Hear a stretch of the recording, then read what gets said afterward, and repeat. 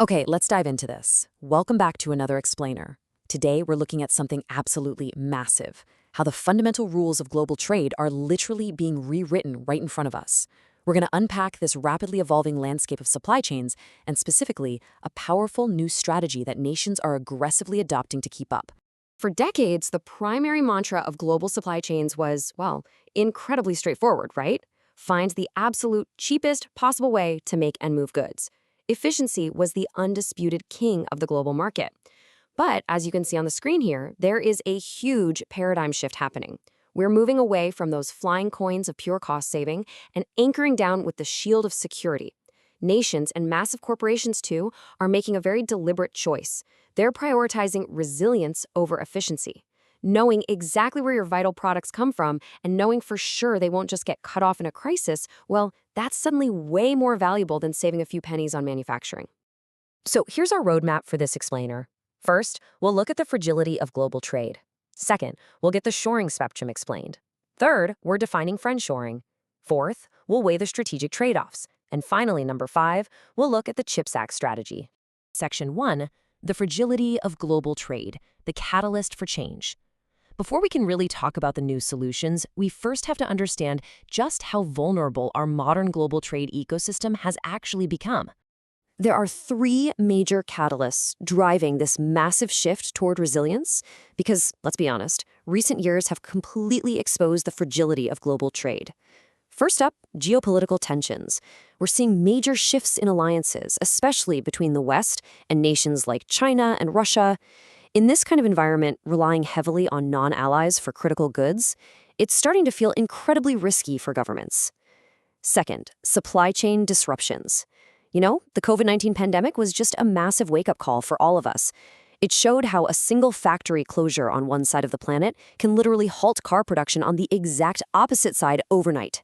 It completely exposed the danger of having a single point of failure. And third, national security. Governments are realizing they absolutely must ensure that critical tech, like the semiconductors powering our modern world, and essential goods like life-saving medicines, just aren't controlled by adversaries.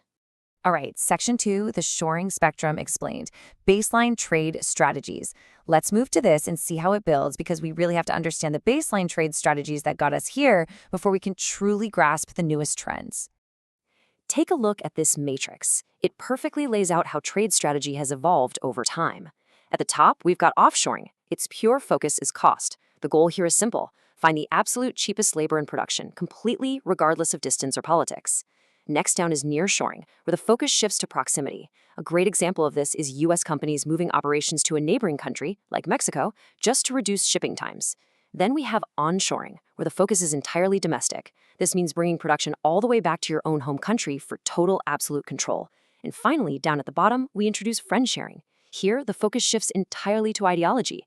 The goal is moving production to quote-unquote friendly nations to ensure long-term stability and shared values. So you can see the logical progression here, right? We go from prioritizing sheer cost, to factoring in geographic proximity, to demanding domestic control, and finally, prioritizing ideological alignment. Which brings us to Section 3, defining friendshoring, the inner circle. This right here is the primary focus of our explainer today. We're going to look really closely at this concept of ideological alignment as a concrete supply chain strategy. So the crucial point is that friendshoring is the practice where a country deliberately focuses its supply chains on nations that share its political values and its strategic interests. Think of it like creating an exclusive inner circle of global trade. Instead of just offshoring to the absolute cheapest location or nearshoring to the closest one, a country is actively choosing to source from its allies and partners. And why do this? Well, the overarching goal is to absolutely minimize the risk of being economically held hostage by geopolitical rivals during an international crisis. Section 4, the strategic trade-offs, weighing the risks and rewards. Look, with any massive macroeconomic shift like this, there are going to be pros and cons. So we're going to take an objective, completely impartial look at this strategy, framing these points exactly as they are. They're calculated geopolitical moves rather than moral absolutes. So how do shared values actually translate into tangible business and security benefits? Now, what's really interesting about this slide is how it breaks that down. The first major benefit is stability.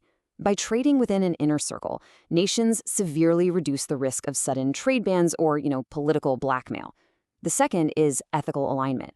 When you're dealing with like-minded partners, it just becomes significantly easier to enforce strict labor and environmental standards. And third, security. This one is huge.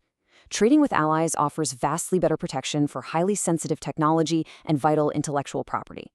But as with literally everything in economics, there is a cost. Let's neutrally look at the drawbacks of the friendshoring strategy. First up, higher costs. Friendly countries simply aren't always the cheapest places to manufacture goods, and when production costs go up, those costs are passed on, which can easily lead to higher inflation for the end consumer, for you and me. Second is global fragmentation. This strategy heavily risks fracturing the world into competing trading blocs, which a lot of economists warn could severely stifle overall global economic growth. And third, exclusion. Developing nations that aren't clearly aligned with a major trading bloc, they might find themselves entirely shut out of major lucrative markets. All right, Section 5, the C-CHIPS Act Strategy Real-World Application. We've talked about the theory, the spectrum, and the trade-offs. Let's actually look at a concrete example to see how this high-level macroeconomic concept is actively reshaping international policy on the ground right now. The United States has really emerged as a major proponent of the friendshoring strategy. And honestly, the most prominent example of this is the U.S. CHIPS Act. This is a massive piece of legislation designed specifically to secure critical technology. Rather than relying heavily on established manufacturing hubs in mainland China for semiconductors, those tiny little chips that run literally everything from our smartphones to our cars and even advanced military equipment, the CHIPS Act aggressively encourages manufacturing both domestically in the U.S. and, crucially, in allied nations. And this brilliantly illustrates exactly how friendshoring works in practice. To secure this highly complex, hyper-specialized supply chain of semiconductors, the U.S. isn't just looking inward. It's strategically partnering with its ideological and strategic allies, specifically South Korea and Japan. These are nations that not only possess the advanced technological capabilities required, but equally importantly, they share the strategic interests necessary to actually form that trusted inner circle of global trade we've been talking about. Which brings us to the ultimate question we're left to ponder as we watch this brand new era of trade unfold.